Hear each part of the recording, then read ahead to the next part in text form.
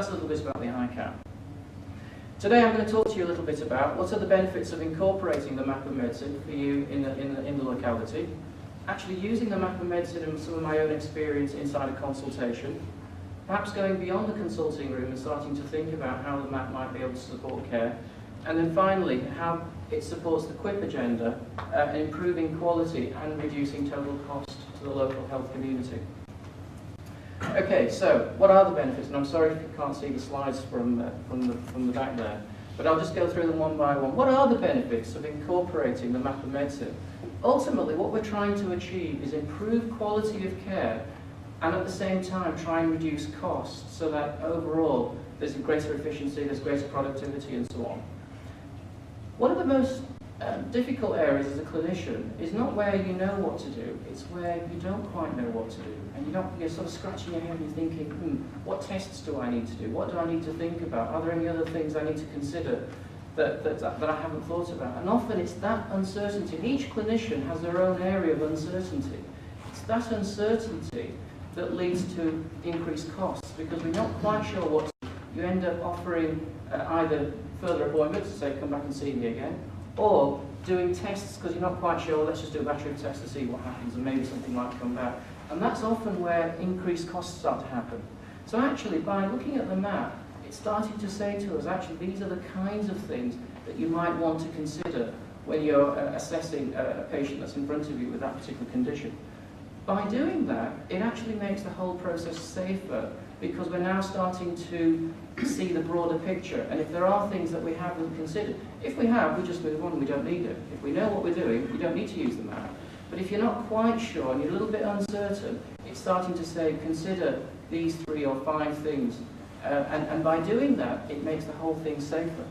Not only that, but because it's telling us what the evidence base is for that particular area, it starts us to become more effective. So instead of us starting to say, oh, I think this might be a good idea, we're starting to say, well, the evidence base says these are the 5 treatments that work. And so we're starting to think about how do we use those things that we know work rather than things that we might not be so sure about. And again, it's in that area of uncertainty where this matters. If you're certain, if you've been to a conference and heard the latest research and you now know and you are certain that this is more appropriate, it's not stopping you from doing that. But if you're not sure, if you're uncertain, it starts to say, well, maybe you should think about these sorts of treatments or this course of action that might be able to help. As a consequence of that, and again, I've been using the map now for 2 years, what I've found is that whereas at the start I'm uncertain, I'm starting to become more confident in what I'm doing because I know that I'm using the map to help me guide me in those areas where I'm not so sure about.